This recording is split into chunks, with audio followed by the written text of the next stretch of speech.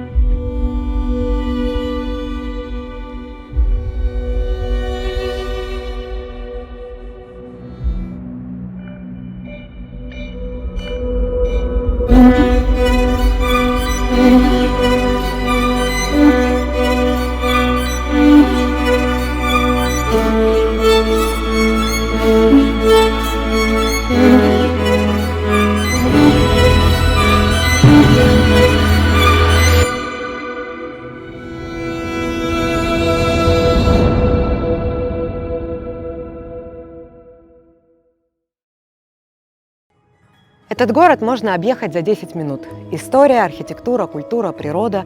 Но в первую очередь Новый Афон – это люди. В разные века здесь жили генуэзцы, греки, русские монахи.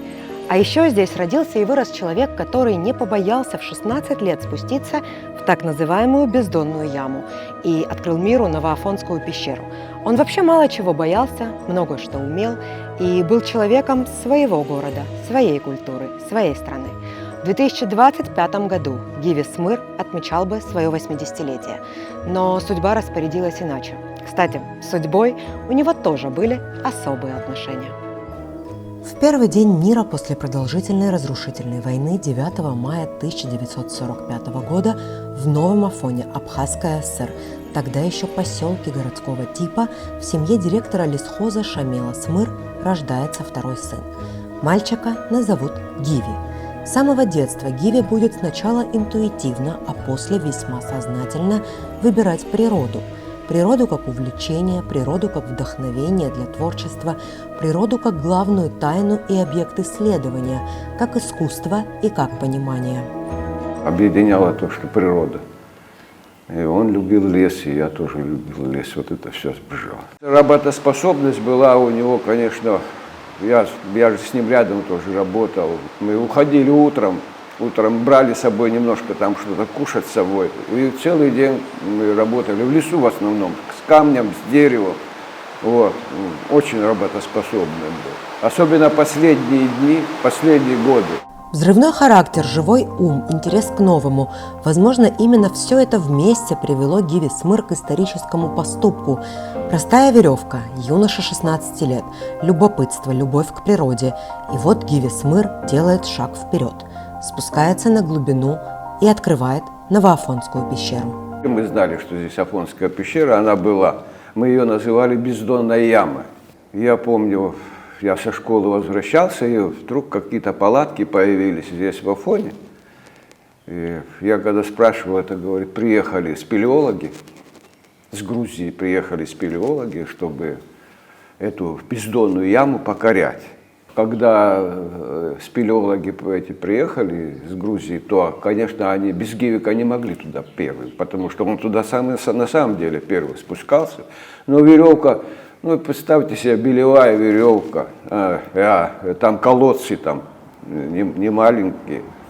Вот. И поэтому вот до первой ступени он, наверное, я так думаю, что он до первой ступени спустился колодца, а дальше невозможно было, потому что надо было спускаться уже. Так начинается грандиозная советская стройка. Гиви Смыр вспомнит позже в интервью, что работа была колоссальная, и сейчас мы бы с этим просто не справились.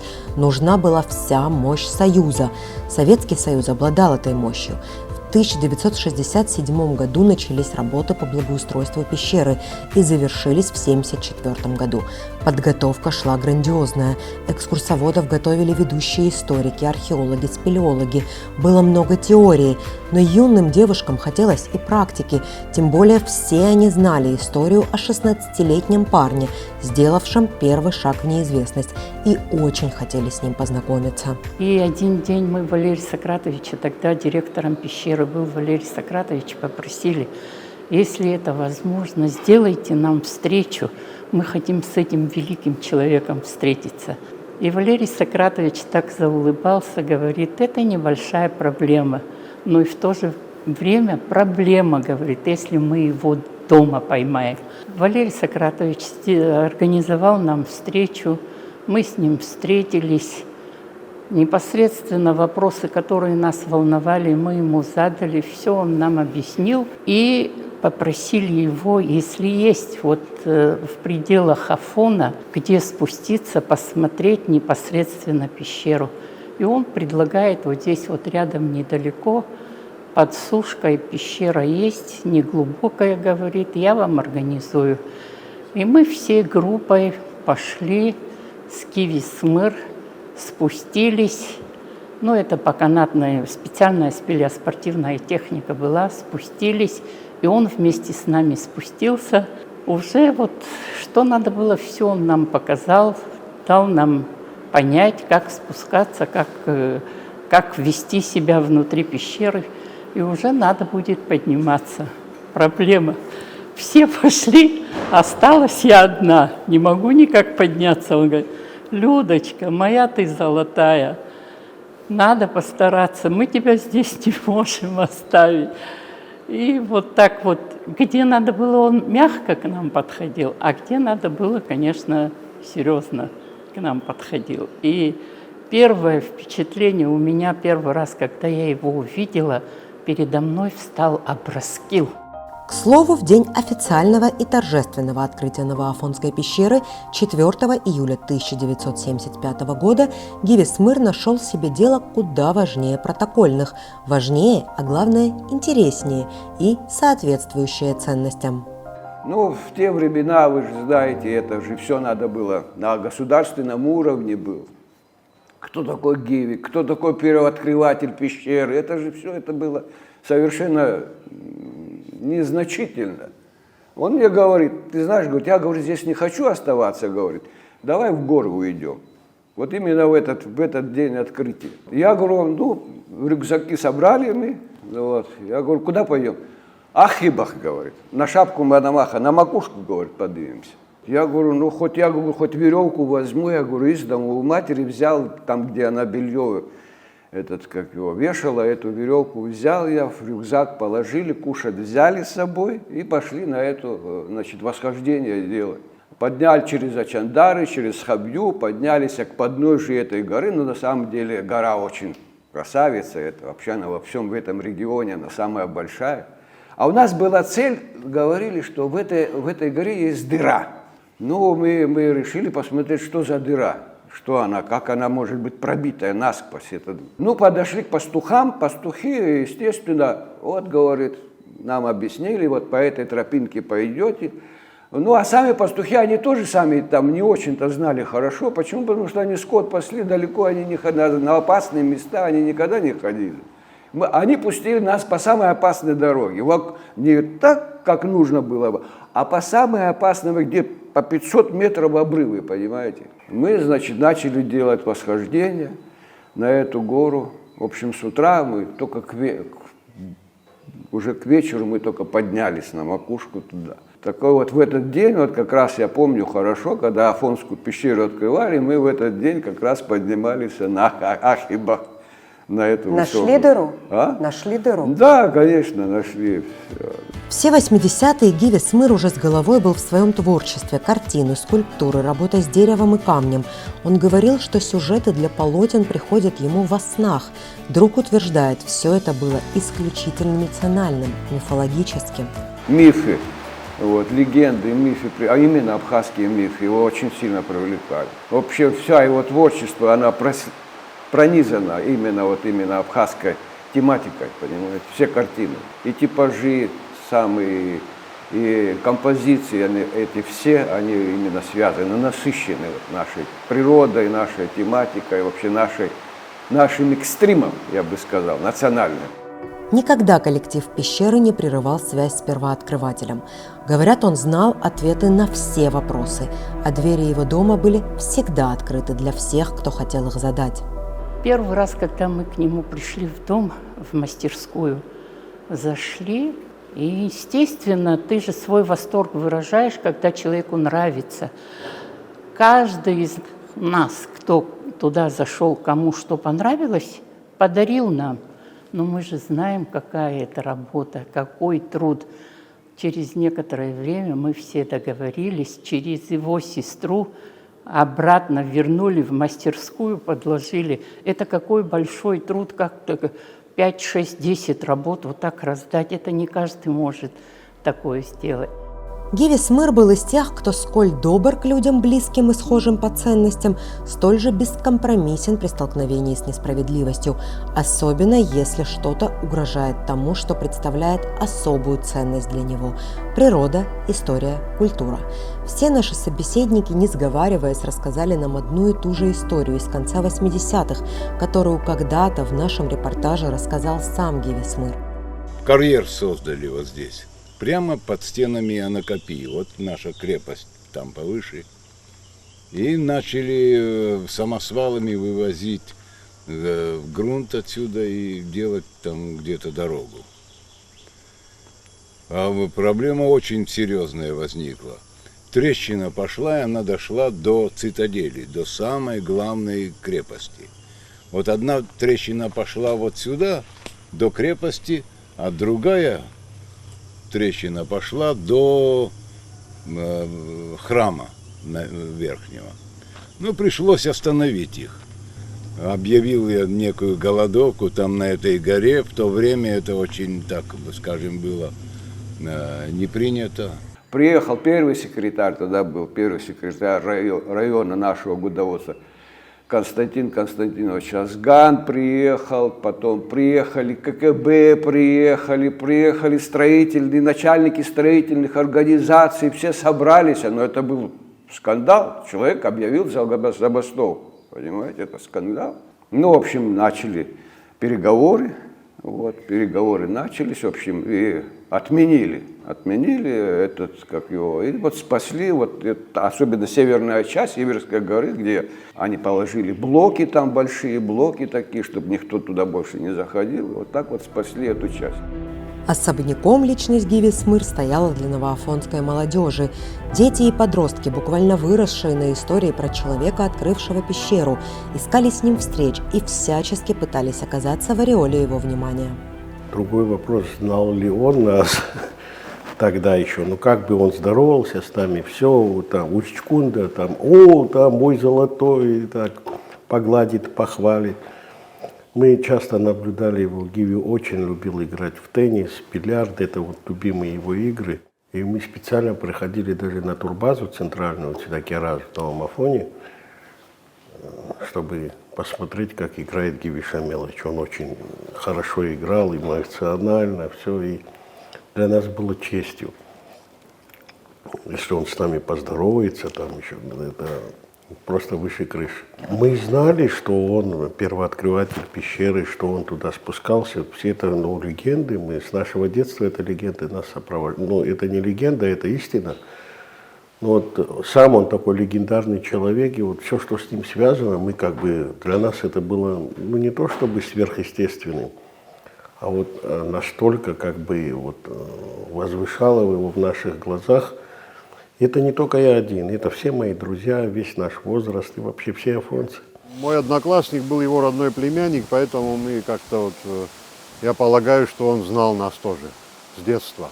Потом, как говорится, после школы студенческая жизнь, война. Вот на войне я вспоминаю, что 2 раза мы встретились. Один раз в Верхней Шере, в другой раз это было в Шубаре.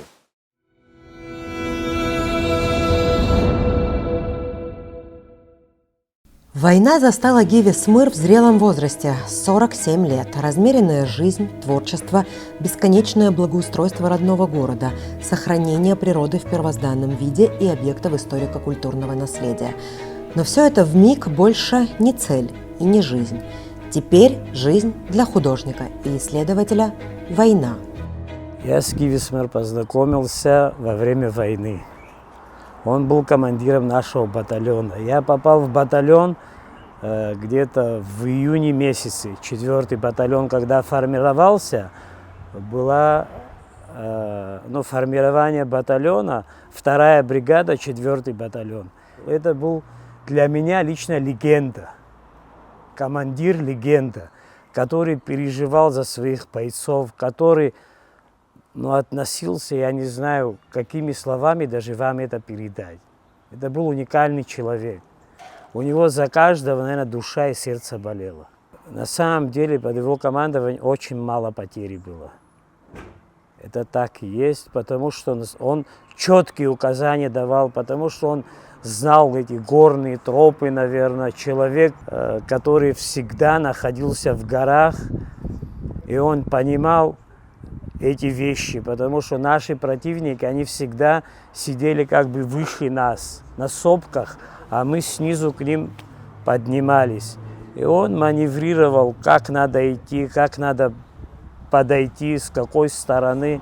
И вот такими условиями мы выходили как бы победителями, наверное. Однополчане Гиви Смыр признаются, что когда-то он попросил не давать о нем интервью и тем более не говорить громких слов. При этом все они называют его единственным человеком, ради которого готовы говорить о войне на камеру. За жизнь людей всегда большая ответственность. И он отличался от многих командиров даже тем, что когда куда-то шли на какие-то мероприятия, он у всех спрашивал, сможем мы пойти, не пойти. Не совсем по-военному вся эта штука происходила. Как бы сказать, он не определял порядочность людей по каким-то материальным делам, социальным делам, национальными. Он определял по поступкам. По поступкам, и если положительные поступки, то он с этими людьми дружил. Были такие случаи, когда он некоторые вещи предвидел. Он быстро учился военному делу. Он сам по себе как бы художник, человек немножко науки и искусства. Во время войны он быстро научился каким-то азам военным, и у него хорошо получалось. Был случай, когда люди в подвале сделали блиндаж дома одного, и он фактически заставил в подвале этом выкопать еще блиндаж поглубже, потому что было немножко опасно близко. И через какое-то время прямое попадание разворотило здание, а люди, которые находились в подвале, остались целы. Самый счастливый человек, это которого понимают и который может кого-то понять. Самый умный, это который умеет со всеми разговаривать, с маленьким как маленьким, с большим как большим. Если даже люди были, как елочка-людоедка, которые 2 слова сказать не могут, он умел со всеми одинаково разговаривать, ровно. У него брали интервью, он сказал, что не хотел бы в жизни убить человека. Какая-то часть прессы тех времен, какая-то часть людей из руководства не понравилось это им. И возмущались, как вот командир батальона мог сказать такую вещь прилюдно, хоть промолчал бы такой вариант. Но лучше сказать правду, как она и есть. Комбат был очень серьезный, он душу имел, за всех переживал, за всех болел. Достойный мужчина был вообще во всех отношениях. И так он за всех переживал, кто-то погибнет или где-то поранится, он это так сильно так переживал, он ходил целыми днями, вот это переваривал в себе, вот это через себя пропускал, через свое сердце. Душевный очень был человек. В послевоенные годы не просто было всем, но Гиви Смыр продолжал искать смыслы, силы и еще умудрялся делиться этим с другими, особенно молодыми людьми. Меня не удовлетворяло то, чем я занимался раньше, и я не знал, чему себя посвятить. И вот судьба нас свела, и Гивик абсолютно спокойно и уверенно предложил мне, говорит, давай мы с тобой возродим заповедник. Для меня вначале было сложно понять. В принципе, я знал, что такое анакопия, мы принимали участие в субботниках, но война, разруха повсеместная не только в экономике, но и в головах, мне тяжело было представить, во что это может вылиться. Так случилось, что Гиви, когда убедил, он говорит, вот я тебе даю месяц или 2, заканчивай свои дела, какие-то дела у меня не законченные были, заканчивай свои дела, и мы непосредственно приступим к этим планам. С того момента мы стали тесно общаться, я потихоньку начал узнавать человека которого, можно сказать, что не знал до тех пор, то есть знал совсем по-другому. Во-первых, мы всегда к нему тянулись. Нам всегда было приятно быть рядом с Гивиком. И с самого раннего детства мы всегда мечтали что-то сделать для Гивика. Вот любая его просьба для нас была вот огромным плюсом, и мы всегда гордились тем, что мы можем что-то сделать для Гивика. Радовались этому. И когда уже судьба нас свела, вот, как говорится, плечом к плечу вот, в рамках общего проекта, тогда, конечно, жизнь стала совершенно по-другому казаться, потому что не каждому дано быть так близко вот, рядом с Гивиком. Гивик, конечно, само собой знал начало и знал, чем закончится этот проект. Но для нас это было просто быть рядом с Гивиком и что-то полезное делать, полезное для города, для общества. А в итоге это переродилось в целую организацию под названием Новоафонский национальный историко-культурный заповедник.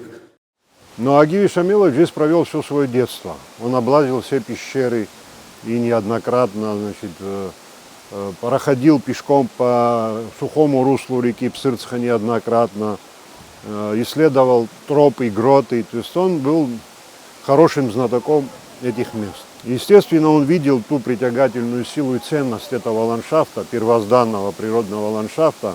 И у него были большие опасения, что со временем, значит, вороватый бизнес придет сюда, нечто такое может произойти, о чем потом все мы сожалели бы.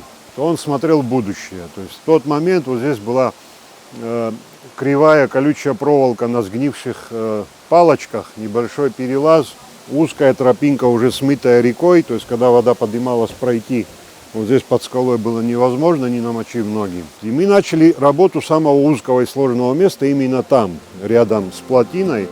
Пока молодые люди под началом своего старшего товарища работали на так называемом втором водопаде и тропинке, ведущей к келье Симона Канонита, сам Гиви Смыр уже строил планы, как реализовать все амбициозные задачи по восстановлению и сохранению родного города. Заходит Гиви к нам в комнату экскурсоводов. Девочки, хочу я вас собрать, о чем-то попросить. Гиви Шамилович, какой разговор? Сейчас и быстро мы, кто были, собрались. У меня, говорит, к вам большая просьба. Я хочу, чтобы вы мне помогли. А в чем, что случилось? Я хочу начать реставрацию Иверской горы, говорит. Если вы мне не поможете, здесь никто в этом вопросе не может помочь. А мы говорим, чем мы можем вам помочь? Ваши деньги, говорит, будут туда уходить. Не всегда, говорит, немножко. Вот так вот, я его руку даже помню. Немножко, вначале, говорит, ваши деньги будут. Мы говорим, какой вопрос может быть, если для Афона, если вы делаете что-то хорошее, мы согласны. Ну, кто мог Гиви отказать? Знали, что пещера работает, какую-то копейку зарабатывает, приходили на лечение, кто-то просил на лечение детей. Были семьи, которые вот негде жить, помочь надо, приходили. Он никому нет не мог сказать. Зарплату ему дали, никогда он свою зарплату до дома не доносил, хотя вот от пещеры до дома сколько метров здесь. Они больше меня нуждаются, им надо помочь. Вот всегда вот это слово его сопровождало. Был абсолютно бескорыстным человеком, человек, который сегодня, не знаю даже как выразить, ну есть в кармане там 100 рублей, кому-то надо, ты куда едешь, вот иди сюда, последнее могут дать. А ему многое не надо было. Пачка сигарет, кисточка, мольберт и... Один раз мы поехали на Пицунду, там была выставка, его организовала там Шазина Агарбасовна.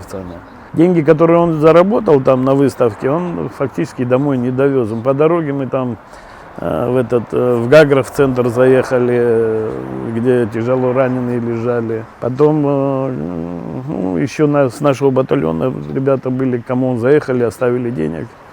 И такая штука. Он не определял, для него деньги, по-моему, как-то меркантильных интересов он не имел.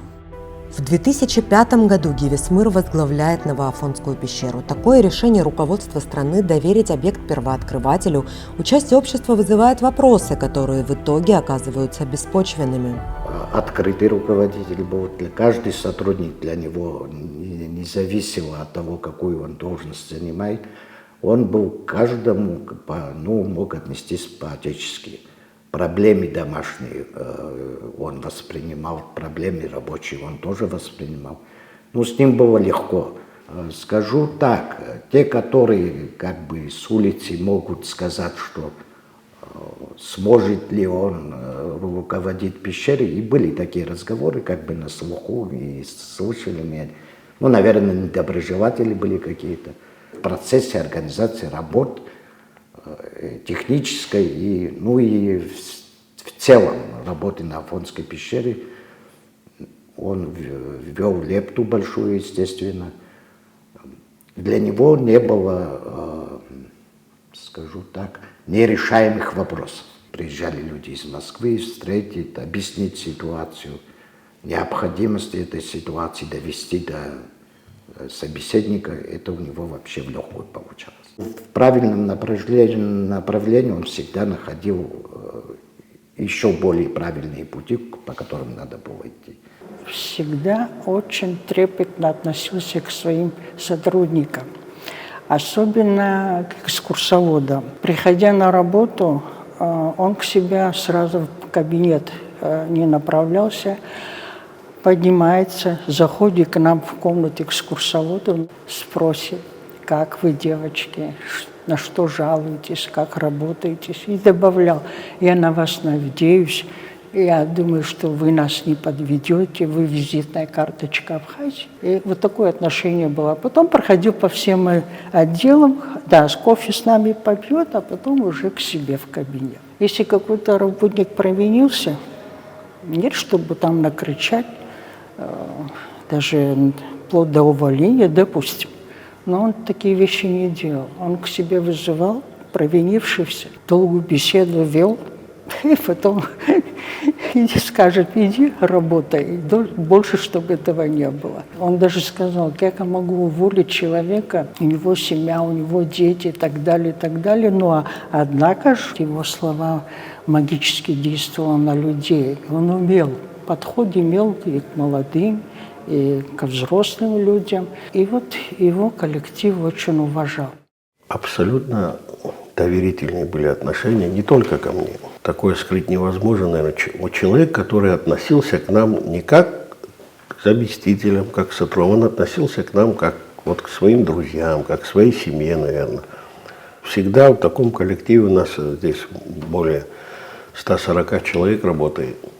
Но не бывает такого, чтобы кто-то где-то в чем-то не допустил какую-то ошибку. Никогда в жизни этот человек вот так резко не принимал никаких решений. Он собирал, советовался, 7 раз отмерит, 1 раз отрежет. Многое было сделано за время руководства пещерой Гивис Мыр и для соблюдения экологических норм, и для мониторинга внутри пещеры. Также было приобретено новое оборудование, заменены обветшавшие электрокабели, установлено безопасное для пещерной среды освещение. Но для сотрудников Гивис Мыр в первую очередь человек, пример и член семьи. И только потом руководитель и управленец. Он любил человека, любил землю, на которой мы живем, трудимся. Его внимательность это не была какой-то показной. За любым вопросом всегда стояло решение. За любым пожеланием всегда стояла ответная реакция. Я помню, бывало, мы едем на поезде в пещеру вместе с группой, а в это время Гивис Шамилович пешком идет по штольне. Часто бывало, что он сам один заходил в пещеру, просто так прогуляться. Это было, он скучал. Он говорит: надо все сохранить в первозданном виде. Даже в штольне растут сталактиты, сталагмиты, и он все это смотрел, наблюдал, всегда хотел видеть сам. Потом он пройдется пешком по пещере. Мы молодые тогда были, мы друг другу звонили. У нас между залами всегда была связь. Вот мы звоним и говорим: Гивис Шамилович в пещере. И сразу как-то подтянешься, чувствуешь ответственность. Когда тебя слушает сам первооткрыватель, это все-таки особая ответственность. И вот мы подтянемся, начинаем как-то немножечко собраннее работать, но он никогда не мешал группе. Группа уйдет, и он шел дальше, старался оставаться незамеченным. Это была его большая внутренняя тактичность. Он не хотел нас смущать. Гиви Смыр не просто открыл пещеру в 16 лет, он продолжал открывать ее всю жизнь, видеть новое, незамеченное, обращать внимание на детали и фокусироваться на уникальном. То, как он любил природу и как природа отвечала ему взаимностью, до сих пор восхищает. Идешь вместе с ним, он показывает: смотри, вот там кальцитовая корка, за ней наверняка какой-то ход скрывается. А вот эта глыба, смотри, кальцитовая люстра, вон с того места на потолке она упала. И ты вроде бы 1000 раз мимо этой глыбы проходил, каждый день ее видишь, а тут пригляделся, и вправду внизу такие кальцитовые волны красивые. Вот же она люстра, ты понимаешь, а без него бы не увидел. Не имело значения, какую работу человек в коллективе выполняет. Экскурсовод, машинист, электрик. Для него каждый из нас был в первую очередь человеком, и мы все делали одно дело в его глазах. Он был человеком, который умел заглядывать далеко назад и точно так же смотреть далеко вперед, на годы и годы вперед. Я была свидетелем вот того времени, когда благоустраивался зал спелеологов под концертные. Это, конечно, было его детище, его идея, его замысел, и он очень постарался, чтобы этот замысел осуществить. Я, моя коллега Людмила Владимировна Ампар, она сейчас заслуженный работник туризма нашей республики, и Мадина Корова, мы вели втроем первую экскурсию на вот этот концерт, который состоялся в зале спелеологов.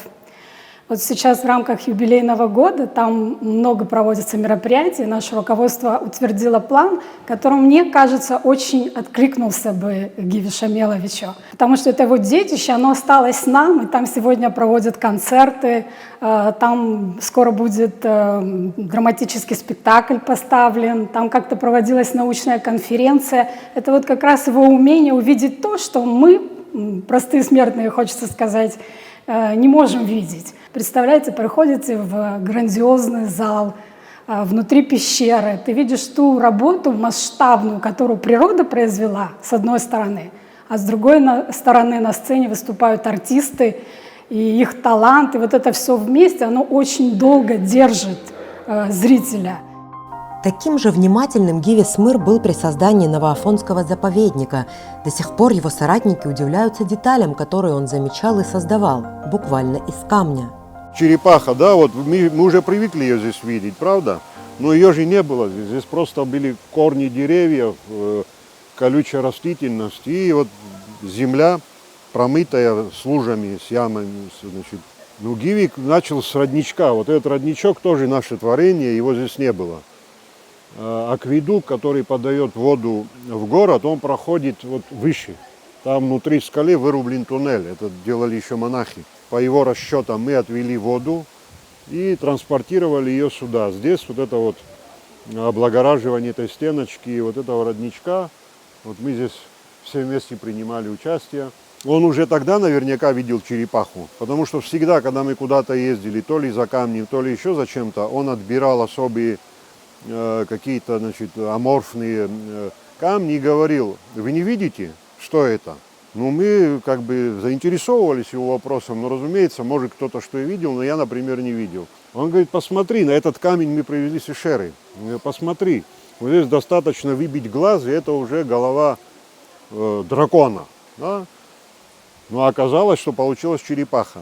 Мне почему-то кажется, что в тот момент, когда он начинал ее собирать, он даже не думал о черепахе. Она получалась сама по себе. То есть вот голова есть, а все остальное уже к ней прикладывало. Помимо творчества и пещеры, Гиви Смыр создавал еще и особую атмосферу вокруг себя. Молодые люди считали за честь возможность обратиться за советом в самых разных ситуациях. Любые вопросы уже в более взрослом возрасте мы как-то считали его, вот, наверное, как патриарх он был. Я не знаю, мы считали прийти, спросить у него, какой совет он даст. То есть, чтобы поступить правильно, мы часто приходилось обращаться к нему. А что он советовал обычно? Как он подходил к решению? Это был, знаете, такой настолько душевный, спокойный, уравновешенный человек порой. Он был миротворец вот просто до мозга костей. Этот человек всегда советовал не торопиться, там, подумать, чем я могу помочь, с вами поехать, с вами рядом стать. Если нет, то вот, ну, вызов, чтоб с вами, и шумдыруй, чтоб с вами. Вот как-то он, все его советы, они были такими благодатными, что вот невозможно было поступить иначе.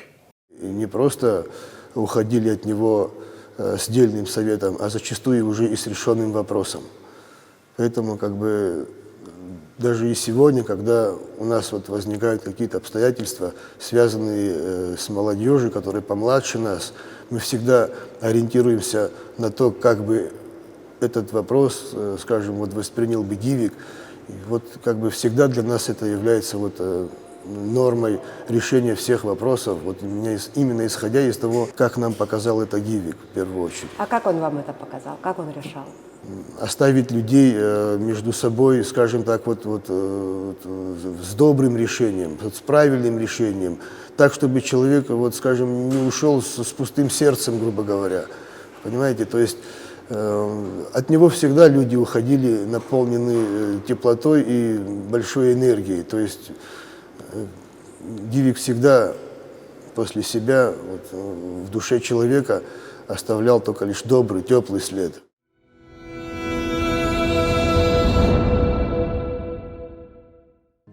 Гиви Смыр ушел из жизни 18 ноября 2016 года.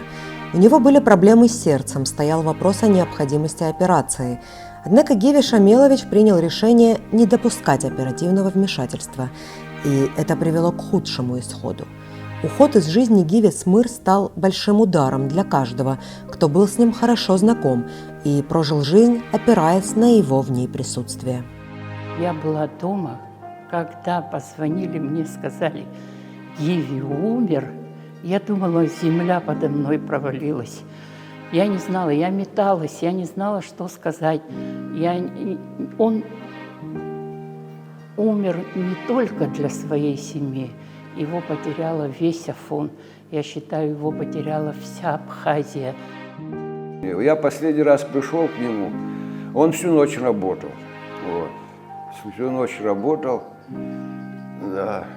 И на столе лежала пепельница, полностью наполненная сигаретами. Я говорю, это ты курил? Вот. Да, говорит, я, курил. Вот. До 3 часов ночи, ночью работал, а днем уже, вот, я, говорит, сплю. Вот. Ну, посмотрел его работу, мы поговорили, попрощались мы с ним, я ухожу. А потом чувствую, что на меня кто-то смотрит. Я повернулся, и он стоял так у себя дома, и он смотрел на меня вот так, понимаете? Ну и это вот как раз и после этого я больше не видел. Для нас это был большой шок, не ожидали. Как будто бы человек гор, человек природы. И вдруг вот так здоровье его подвело. Для нас это было неожиданно. Но для нашего батальона, даже лично для меня, это потеря старшего, близкого человека. Вы знаете, вообще не верилось. Вначале как так? Гиви, такое ощущение было, что этот человек не должен умереть. Конечно же, все это мы стали понимать, что его нет. Ощущение, ты потерял близкого человека. У него были гораздо ближе, если взять там по родственным, дружественным отношениям, у меня гораздо ближе люди были даже, чем Гиви Шамилович. Вот пустота, которая невосполнимая, и с каждым разом все больше и больше. Когда общаешься с жителями Нового Афона, сотрудниками Новоафонской пещеры, складывается впечатление, что Гиви Смыр жив. Тут ссылаются на его пожелания, правила, пытаются совпадать с его принципами. Все это создает ощущение бессмертия и незримого присутствия. То, что сделал он, сегодня делают те, кого он научил. Например, Нарт Абба руководит молодежной организацией «Апсар».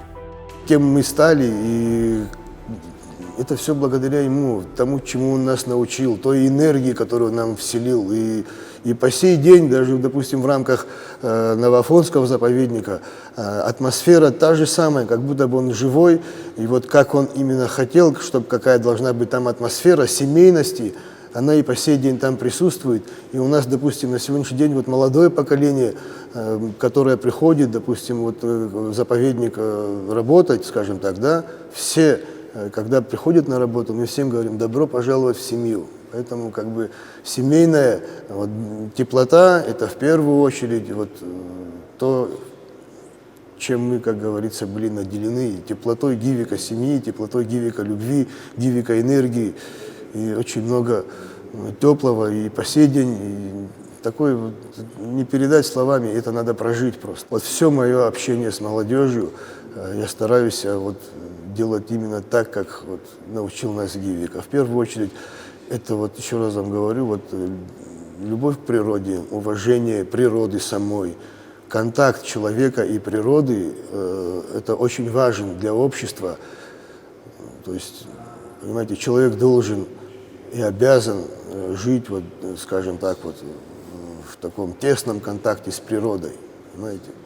Поэтому и на сегодняшний день вот, вся вот молодежь, которая объединяется, скажем, у нас в горах, в нашем горном лагере, и даже сама идея, она просто так не пришла. В любом случае, это тот самый след, который оставил Гиви именно в рамках общественной деятельности, в рамках полезности обществу, в рамках беспокойства за молодежь, в рамках их воспитания, их мировоззрения, формирования их личности. То есть все это однозначно, это энергия гивика.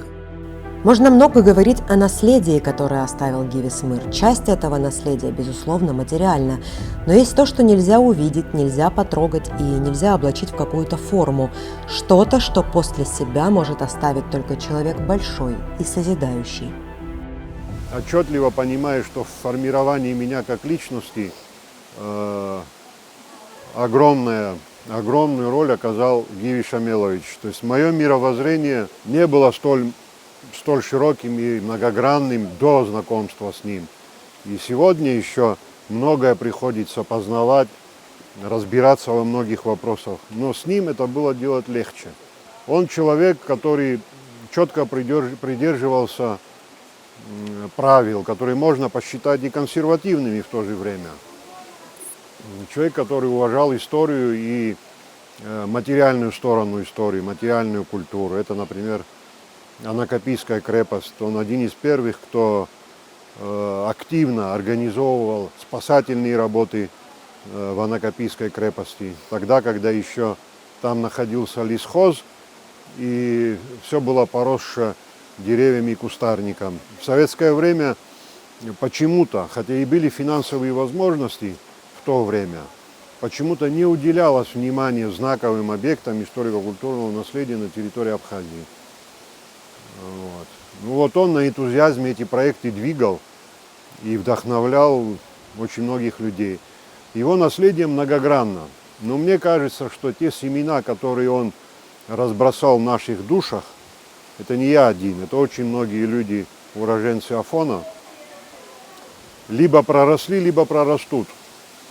И кто-то станет поэтом, кто-то станет художником, кто-то станет скульптором. Но самое главное, мне хочется верить и быть убежденным в том, что никто не станет плохим человеком. Те люди, которых он подбирал, с которыми он проводил свой жизненный путь, мне кажется, мы не имеем права быть плохими людьми, вредить другим, вредить своей стране. Это самый минимум, которому обязывает знакомство с таким человеком. Он видел в любой ситуации второй и третий планы. Его слова называют пророческими, его поступки чистыми и дерзкими, характер взрывным. Он не любил проигрывать, потому приходилось выигрывать. И в каком-то смысле он однозначно выиграл эту жизнь. Нет и дня, чтобы его не вспоминали дома, в городе, в пещере. Нет и тени сомнения, что 80 лет назад, 9 мая 1945 года, в семье директора лесхоза Шамела Смыр родился второй сын, которого назвали Гиви, и который прожил очень увлекательную, достойную и непростую жизнь. Все это заповедник, все это нужно охранять, чтобы хотя бы эта часть не подвергалась вот той урбанизации, которая на побережье творится. То есть огородить этот район, создать заповедники под охраной. Нет, все это будет пропадать.